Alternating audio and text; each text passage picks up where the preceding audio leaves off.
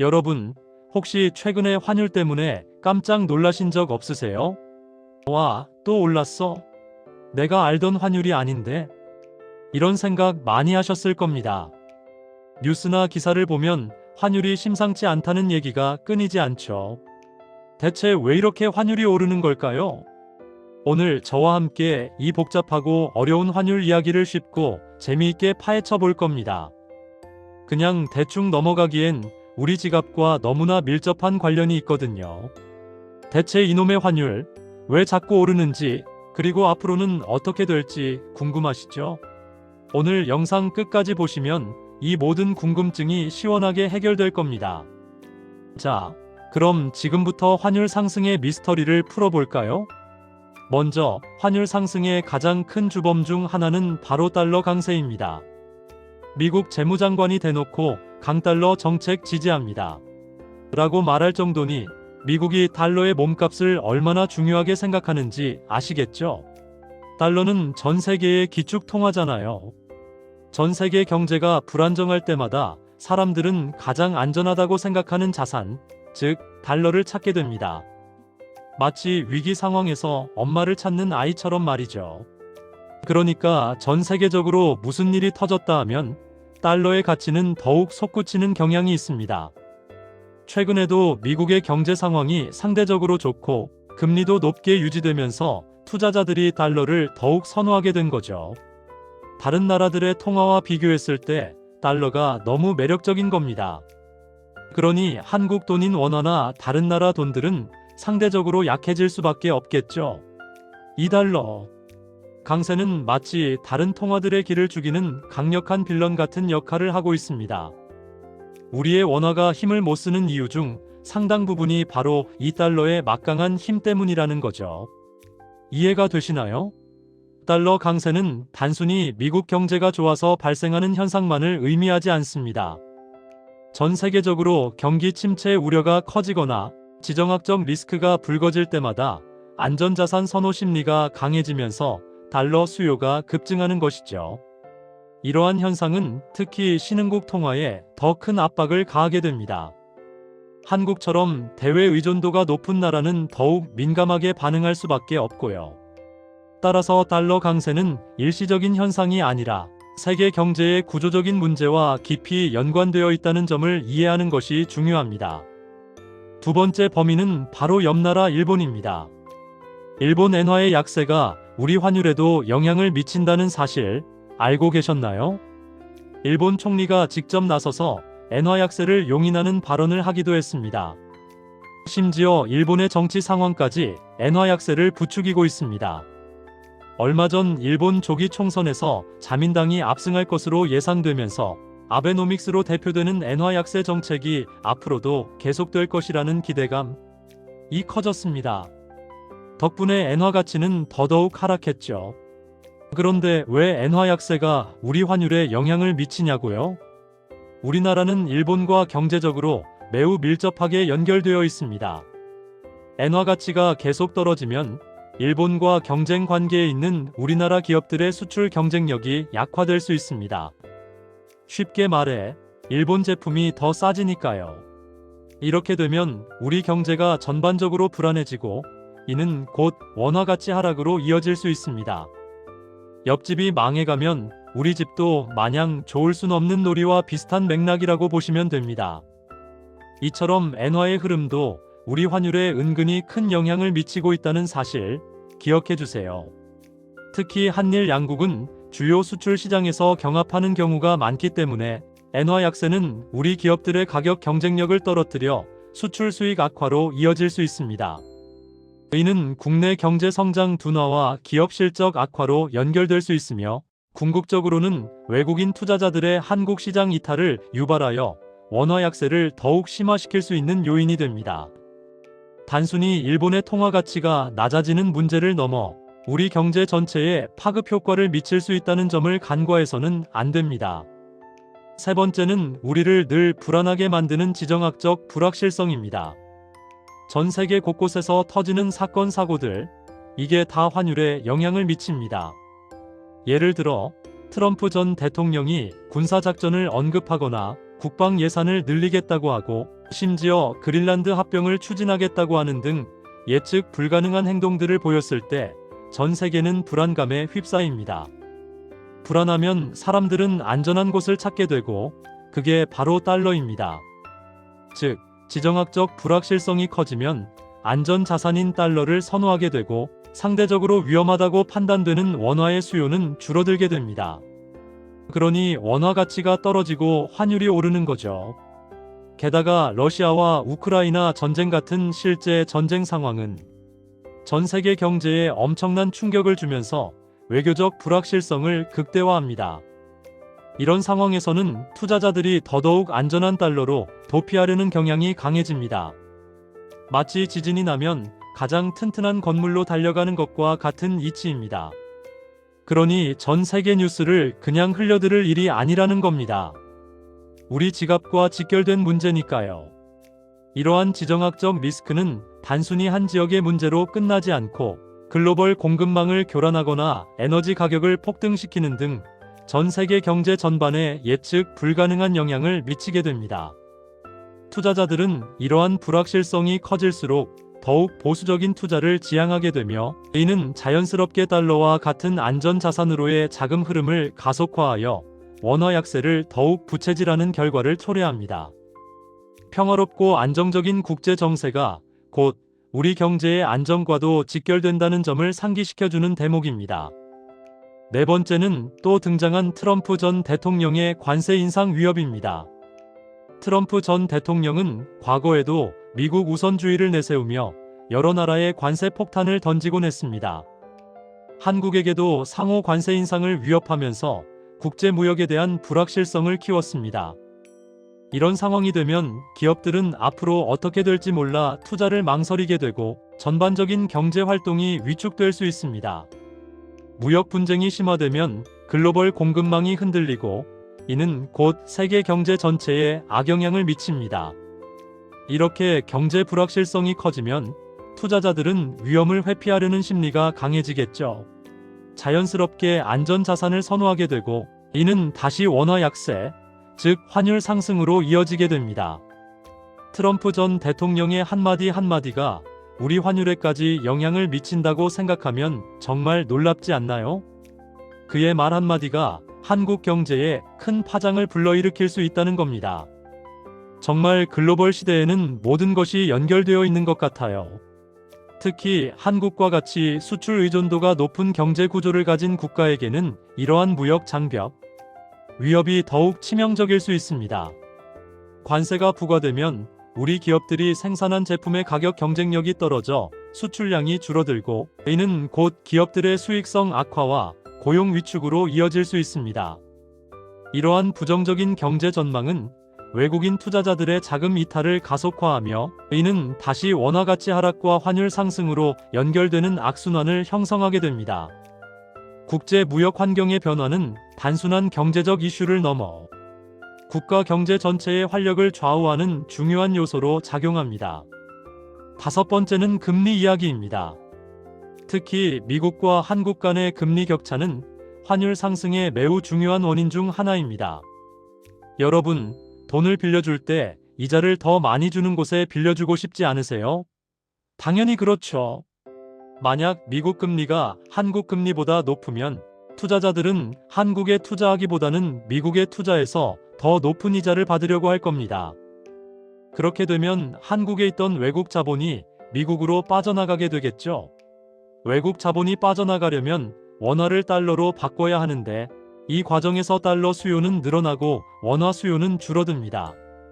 결과적으로 달러 가치는 오르고 원화 가치는 떨어지게 되는 겁니다. 마치 더 좋은 조건을 제시하는 은행으로 예금자들이 몰려가는 것과 같은 이치입니다. 한국은행이 미국의 금리 인상에 맞춰 기준금리를 올리지 못하면 이 금리 격차는 더욱 벌어지고 이는 환율 상승 압력으로 작용하게 됩니다. 한국 경제 상황을 고려해서 금리를 인상하기 어려운 상황들이 생길 수 있기 때문에 이 금리 격차는 환율을 움직이는 아주 강력한 요인 중 하나라고 볼 수 있습니다. 이 금리 격차 문제는 단순히 투자자들이 높은 수익률을 찾아 이동하는 것을 넘어 국가 경제의 펀더멘털과도 밀접하게 관련되어 있습니다. 만약 한국 경제가 충분히 견고하고 성장 잠재력이 높다면 금리 격차가 어느 정도 존재하더라도 외국인 자본 유출이 크지 않을 수 있습니다. 하지만 경제 성장률이 둔화되거나 대외 리스크가 커지는 상황에서는 금리 격차가 더욱 민감하게 작용하여 자본 유출을 가속화할 수 있습니다. 중앙은행 입장에서는 물가 안정과 경기 부양이라는 두 가지 목표 사이에서 균형을 잡아야 하는데, 금리 격차는 이 두 목표를 동시에 달성하기 어렵게 만드는 복잡한 퍼즐 조각 중 하나입니다. 여섯 번째는 외화 수급 변화입니다. 이 말은 그냥 쉽게 말해서 달러가 얼마나 들어오고 나가느냐입니다. 우리나라로 달러가 많이 들어오면 달러가 흔해지니까 달러 가치가 내려가고 원화 가치는 올라갑니다. 반대로 달러가 많이 나가면 달러가 귀해지니까 달러 가치가 오르고 원화 가치는 떨어집니다. 너무 당연한 얘기죠. 우리나라는 수출로 먹고 사는 나라잖아요. 수출이 잘 되면 달러를 많이 벌어들이니까 원화 가치가 강해질 수 있습니다. 하지만 반대로 수입이 많아지면 달러를 많이 써야 하니까 원화 가치가 약해질 수 있고요. 해외 투자나 외국인들의 국내 투자 유치도 외화 수급에 큰 영향을 미칩니다. 외국인들이 한국 주식이나 채권을 많이 사면 달러가 들어오고 반대로 팔고 나가면 달러가 나가는 거죠. 이런 외화의 수요와 공급의 균형이 깨지면 환율은 출렁이게 됩니다. 최근에는 여러 가지 이유로 우리나라로 들어오는 달러보다 나가는 달러가 더 많아지면서 외화 수급 불균형이 심화되었고, 이것이 환율 상승을 부추기는 요인이 되고 있습니다. 특히 경상수지 적자가 지속되거나 외국인 투자 자금이 대규모로 유출될 경우 외화 수급에 큰 비상이 걸리게 됩니다. 국가의 외환 보유액이 줄어들고 환율 방어에 어려움을 겪을 수 있으며, 이는 국가 신용도 하락으로 이어져 더 큰 경제적 불안을 야기할 수도 있습니다. 따라서 정부와 중앙은행은 외화 수급의 안정성을 확보하기 위해 다양한 정책적 노력을 기울여야 하며, 기업들 또한 수출 경쟁력 강화를 통해 외화를 벌어들이는 데 힘써야 합니다. 일곱 번째는 원화 공급 증가입니다. 이 또한 외화 수급과 비슷한 맥락인데요. 시중에 원화가 너무 많이 풀리면 어떻게 될까요? 돈의 가치가 떨어지겠죠? 마치 사과가 너무 많이 생산되면 사과값이 싸지는 것과 같은 이치입니다. 만약 정부나 중앙은행이 경제 활성화를 위해 시장에 원화를 많이 공급하면 원화의 가치가 하락할 수 있습니다. 원화 가치 하락은 곧 환율 상승으로 이어지고요. 팬데믹 시기에 각국 정부가 경기 부양을 위해 돈을 많이 풀었던 것을 기억하시나요? 그때도 각국 통화 가치가 약해지는 경향을 보였습니다. 물론 이런 정책들은 경제 활성화라는 좋은 의도를 가지고 있지만 동시에 통화 가치 하락이라는 부작용을 낳을 수도 있다는 점을 명심해야 합니다. 경제는 정말 복잡하게 얽혀 있어서 한 가지 요인만으로는 설명하기가 쉽지 않습니다. 예를 들어 중앙은행이 금리를 인하하거나 양적 완화 정책을 펼칠 경우 시중의 유동성이 풍부해지면서 원화 공급이 증가하게 됩니다. 이는 단기적으로는 경기를 부양하는 효과가 있을 수 있지만 장기적으로는 인플레이션 압력을 높이고 통화 가치를 하락시키는 원인이 될 수 있습니다. 특히 다른 국가들이 긴축 정책을 펴는 상황에서 우리만 완화적인 통화 정책을 유지한다면 금리 격차 확대와 더불어 원화 약세를 가속화시키는 요인이 될 수 있습니다. 따라서 통화 정책 결정은 환율뿐만 아니라 물가, 성장률 등 것이 경제 전반에 미치는 영향을 종합적으로 고려하여 신중하게 이루어져야 합니다. 여덟 번째는 과거의 경제 위기들과 최근의 정치적 불안입니다. 역사는 반복된다고 하죠. 환율도 마찬가지입니다. 과거 외환위기, 닷컴 버블 붕괴, 글로벌 금융위기, 코로나 팬데믹 등 굵직한 경제 위기들은 모두 환율을 급등시켰던 경험이 있습니다. 이런 위기 상황이 닥치면 사람들은 불안감에 휩싸여 안전자산을 찾게 되고, 이는 곧 달러 강세와 원화 약세로 이어지는 악순환이 반복됩니다. 게다가 최근에는 국내외 정치적 불안정까지 더해져 환율 변동성이 더욱 커지고 있습니다. 웹 검색 결과에서도 언급되었듯이 특정 시기에 국내 정치적 불안정성이 환율에 미치는 영향이 컸다고 합니다. 예를 들어 2024년 12월 계엄 전후, 2025년 4월 윤석열 전 대통령 파면 시기의 환율 변동성이 커졌다는 분석은 정치적 상황이 경제에 얼마나 큰 영향을 미칠 수 있는지 보여주는 사례입니다. 정치적 불안은 곧 경제적 불안으로 이어지고 이는 투자 심리를 위축시켜 외화 유출을 가속화하며 환율 상승을 부추기는 요인이 됩니다. 그러니 평소에 정치 뉴스도 외면할 수만은 없는 이유가 되는 거죠. 국내 정치적 불확실성은 정책의 일관성과 예측 가능성을 떨어뜨려 기업들의 투자 심리를 위축시키고 외국인 투자자들로 하여금 한국 시장에서 자금을 회수하게 만들 수 있습니다. 이러한 상황은 국가 신용도 하락으로 이어질 수도 있으며 이는 외자 유치의 어려움을 가중시키고 결국 원화 약세 압력을 더욱 높이는 결과를 초래합니다. 따라서 안정적인 정치 환경은 건전한 경제 발전을 위한 필수적인 전제 조건이며 이는 환율 안정에도 매우 중요한 영향을 미칩니다.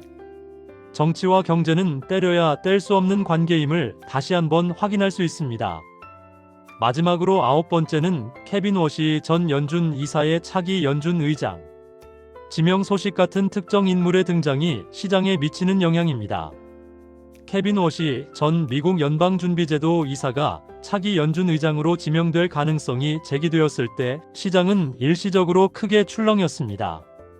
연준 의장은 미국의 금리 정책을 좌우하는 막강한 권한을 가진 자리이기 때문에 누가 되느냐에 따라 시장의 불확실성이 크게 증폭될 수 있습니다. 새로운 인물이 기존의 정책 기조와 다른 방향을 제시할 것이라는 우려가 커지면 투자자들은 예측 불가능한 상황에 대비해 안전자산을 선호하게 됩니다. 이는 곧 환율 급등으로 이어지고요. 이처럼 한 사람의 리더십과 정책 방향에 대한 기대와 우려가 전 세계 금융시장, 특히 환율에 이렇게 큰 영향을 미친다는 점은 참 놀라운 일입니다. 이처럼 환율은 단순히 경제 지표 몇 개로만 움직이는 것이 아니라 정치, 사회, 심지어 특정 인물의 발언 하나하나에도 민감하게 반응하는 아주 복잡한 유기체라고 할 수 있습니다. 연준 의장의 발언 하나하나가 전 세계 금융시장에 미치는 파급력은 상상을 초월합니다. 금리 인상 시사, 양적 완화 축소 가능성 등 그의 정책 방향에 대한 미묘한 신호 하나에도 투자자들은 촉각을 곤두세우며 반응합니다. 이는 곧 주식시장의 변동성 확대, 채권 수익률 변화, 그리고 궁극적으로는 환율 변동으로 이어지죠. 따라서 이 자리에 어떤 인물이 오느냐는 단순히 미국의 문제로 그치는 것이 아니라 한국을 비롯한 전 세계 경제에 지대한 영향을 미치게 됩니다.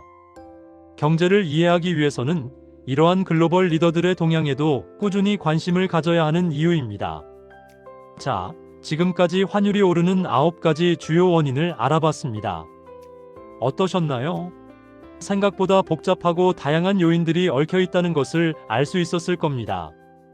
달러 강세, 엔화 약세, 지정학적 불확실성, 트럼프 전 대통령의 관세 위협, 금리 격차, 외화 수급 변화, 원화 공급 증가, 과거 경제 위기와 정치적 불안, 그리고 특정 인물의 등장까지. 이 모든 것들이 한데 어우러져 지금의 환율을 만들어내고 있는 거죠. 그렇다면 앞으로 환율은 어떻게 될까요? 웹 검색 결과에 따르면 2025년 하반기부터 환율이 급등하여 최근까지 높은 수준을 유지하고 있다고 합니다. 심지어 2026년 2월 5일에는 원달러 환율이 1460.9원을 기록하기도 했죠. 사실 환율을 정확히 예측하는 것은 그 어떤 전문가도 장담할 수 없는 일입니다. 워낙 변수가 많으니까요. 하지만 우리가 오늘 알아본 이러한 요인들을 꾸준히 주시하고 있다면 어느 정도 흐름을 읽는 데는 도움이 될 겁니다. 특히 국민연금의 해외 투자 확대 방침 같은 큰손들의 움직임도 환율에 영향을 줄 수 있는 잠재적 요인 중 하나입니다. 국민연금 측은 해외 투자 확대를 유지할 것이라고 밝혔지만 이러한 대규모 자금의 이동은 시장에 적지 않은 영향을 미칠 수 있습니다. 또한 국제유가 변동, 글로벌 경기 회복 속도, 주요국 중앙은행의 통화 정책 변화 등 수많은 변수들이 환율에 복합적으로 작용할 것입니다. 이러한 거시경제 지표들을 꾸준히 모니터링하고 분석하는 것이 불확실한 미래를 대비하는 현명한 자세라고 할 수 있습니다. 전문가들의 다양한 전망을 참고하면서도 자신만의 인사이트를 가지고 경제의 큰 그림을 이해하려는 노력이 필요합니다. 마지막으로 환율 상승이 우리에게 어떤 영향을 미치는지도 짚고 넘어가야겠죠. 환율이 오르면 가장 먼저 체감하는 것은 바로 수입 물가 상승입니다. 해외에서 물건을 들여올 때 더 많은 원화를 줘야 하니까 결국 우리가 사는 수입품들의 가격이 오르게 되는 거죠. 커피 한 잔, 해외여행 경비, 심지어 원유 같은 필수 수입품까지 모두 영향을 받습니다. 이는 우리 가계 경제에 큰 부담으로 작용할 수밖에 없습니다. 게다가 기업들 입장에서도 원자재 수입 비용이 늘어나니 생산 비용이 증가하고 이는 다시 물가 상승으로 이어지는 악순환이 발생할 수 있습니다. 환율 상승이 단순히 숫자, 노름이 아니라 우리의 실생활에 직접적인 영향을 미치는 중요한 경제 지표라는 점을 다시 한번 깨달을 수 있습니다. 특히 에너지와 식량 등 필수재의 수입 비중이 높은 우리나라의 경우 환율 상승은 가계의 실질 소득을 감소시키고 기업의 생산 비용을 증가시켜 전반적인 경기 침체로 이어질 위험이 있습니다. 또한 해외 유학이나 해외 투자를 계획하는 개인들에게도 환율은 직접적인 영향을 미칩니다. 달러를 비싸게 사야 하니 유학 비용이나 해외 자산 구매 비용이 늘어나는 것이죠. 이처럼 환율은 단순히 금융시장의 숫자가 아니라 우리의 일상생활과 미래 계획에까지 폭넓게 영향을 미치는 중요한 경제 지표임을 명심해야 합니다. 여러분, 오늘 환율 상승의 다양한 원인과 그 영향에 대해 함께 알아봤습니다. 어떠셨나요? 이제 환율 뉴스가 조금은 더 친숙하고 이해하기 쉬워지셨기를 바랍니다. 경제는 어렵지만 이렇게 하나하나 알아가다 보면 세상을 이해하는 시야가 훨씬 넓어질 수 있습니다. 오늘 영상이 유익하셨다면 구독과 좋아요, 알림 설정 잊지 마시고요. 다음에도 더 재미있고 유익한 경제 이야기로 찾아뵙겠습니다. 감사합니다.